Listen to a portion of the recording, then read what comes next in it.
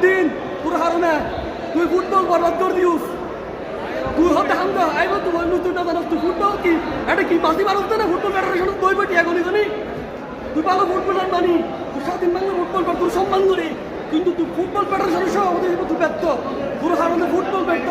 আজকে প্লেয়ার হলো হতুস তুই ভাই তুই সালাউদ্দিন ওরা আয় সাই তুই সালাউদ্দিনের প্রথম যাত্রা নেব আন্দোলন চলিব